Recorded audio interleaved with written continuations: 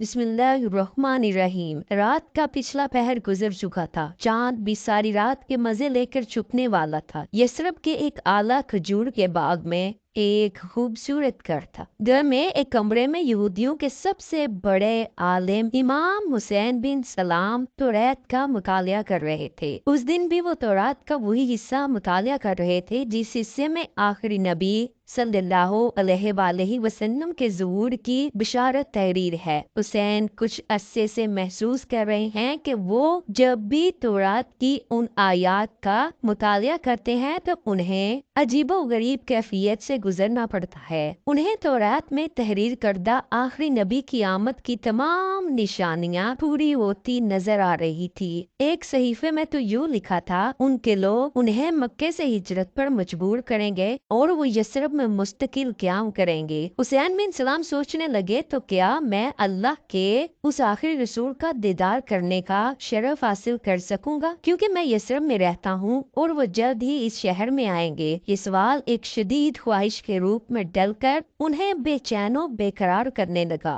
हुसैन बिन सलाम का शुमार यहूदियों के सबसे बड़े आलिम, इमाम और सरदारों में होता था। यही वजह है कि दूर दूर से यहूदी उनसे फैज़याब होने के लिए आया करते। उन्हें तौरात और अंजील पर मुकम्मल अबूर हासिल था। अब यहूदियों के कबीले बनु कैनुका के एक फर्द थे जिसका सिलसिला हजरत यूसुफ अलैहिस्सलाम से मिलता है। जी 11 नबी की बात है कि जब बनु खज़रज के 6 अफराद मक्का मुकरमा गए और रसूल अल्लाह के हाथ पर इस्लाम कबूल करके यसरब वापिस आए। हुसैन बिन सलाम को इतला मिली तो उन्होंने उन अफराद से मुलाकात की और रसूल अल्लाह के बारे में तफसीलात मालूम की। वो लोग जैसे जैसे तफसील बयान करते जाते, हुसैन की आंखों में तौरात की तहरीर करदा अलामतें हकीकत का रूप धार कर आतिशे शौक भड़काती जा रही थी। अब एक अलामत की तस्दीक बाकी थी, वो थी यसरब की तरफ हिजरत। हुसैन बिन सलाम अल्लाह से दुआ मांगते थे, ए खुदावंदे कुदूस, मुझे इतनी जिंदगी अता फरमा कि मैं शहर यसरब में तेरे आखिरी नबी की जियारत करके उनके हाथ पर बैत कर सकूं।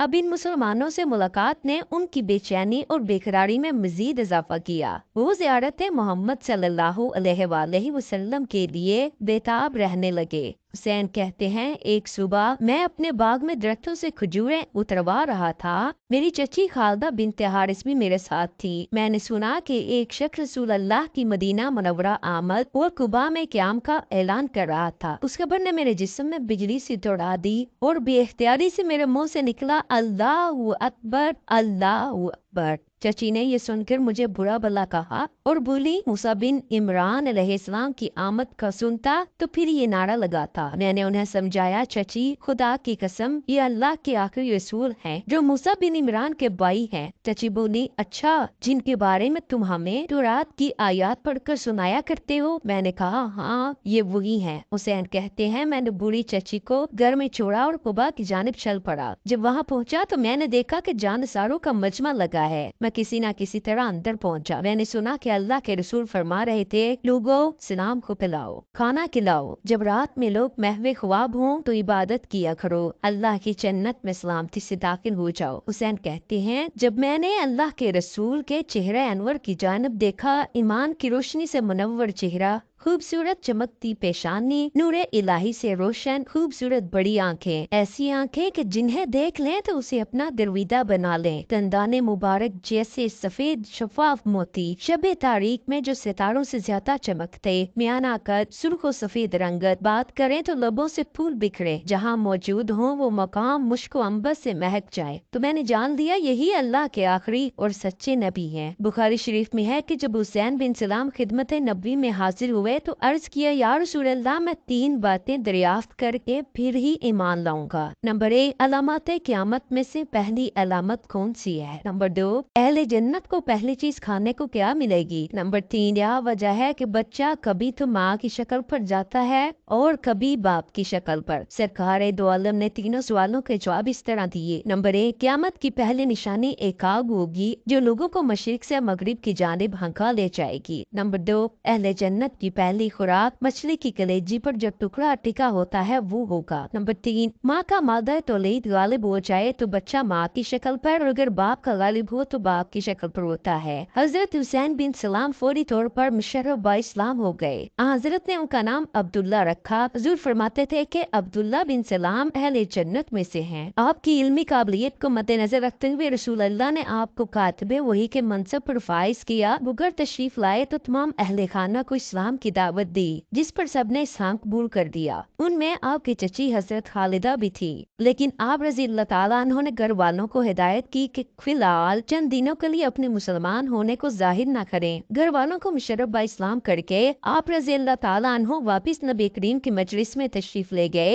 हजरत अब्दुल्ला बिन सलाम ने रसूल अल्लाह से अर्ज किया, या रसूल अल्लाह, सब यहूदी जानते हैं कि मैं उनका सरदार और उनके सरदार का बेटा हूँ। आप सल्लल्लाहु अलैहि वसल्लम उनसे मेरा हाल तो दरियाफ्त फरमाइए। रसूल अल्लाह ने यहूदियों को बुलवाया। यहूदी आए तो हजरत अब्दुल्ला बिन सलाम घर के अंदर छुप गए। रसूल अल्लाह ने यहूदियों को इस्लाम की दावत दी, मगर उन्होंने कबूल करने से इनकार किया। फिर रसूल अल्लाह ने उनसे पूछा, अच्छा ये बताओ कि हुसैन बिन सलाम तुम लोगों में कैसा आदमी है? उन्होंने कहा, वो हमारा सरदार है, हमारे सरदार का बेटा है। हम सबसे ज्यादा आलिम और हमसे सबसे ज्यादा आलिम का बेटा है। वो हम सबसे बेहतर आदमी का बेटा है। रसूल अल्लाह ने फरमाया, अगर वो मुसलमान हो जाए। यहूदी कहने लगे, वो हरगिज़ मुसलमान ना होगा। रसूल अल्लाह ने फरमाया, ए इब्ने सलाम बाहर आओ। हजरत अब्दुल्ला बिन सलाम बाहर आए और कहा, ए यहूदियों, अल्लाह से डरो। तुम जानते हो कि यही अल्लाह के रसूल हैं और हक के साथ आए हैं। यहूदियों ने कहा, तुम झूठ बोलते हो, तुम सबसे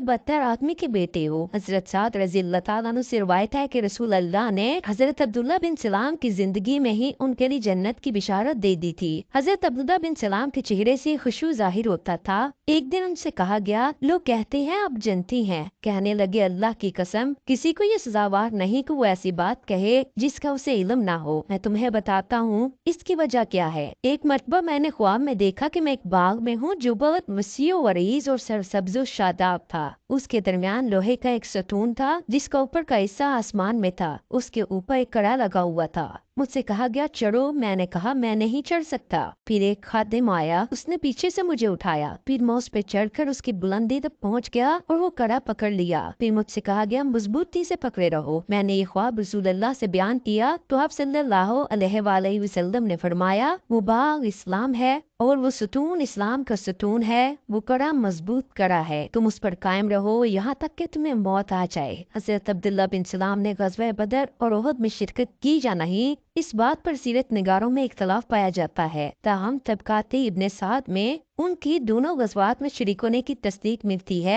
अलबत्ता ग़ज़वा खंदक के बाद होने वाले तमाम गज़वात में वो शरीक रहे। अपने वक्त के बहुत बड़े फ़कीह और कुरान पाक के आलिम थे।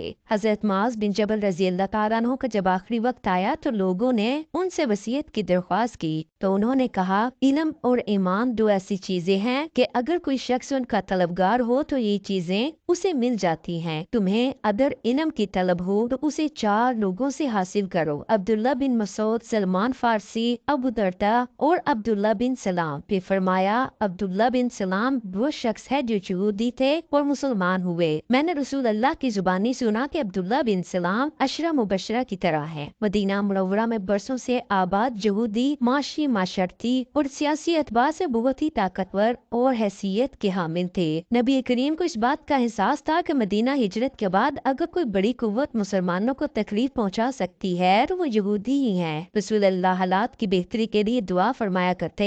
हिजरत के फौरन बाद यहूदियों के सरदार और सबसे बड़े इमाम का मुसलमान हो जाना अल्लाह की जानब से हिजरत के बाद मुसलमानों को पहला तोहफा था।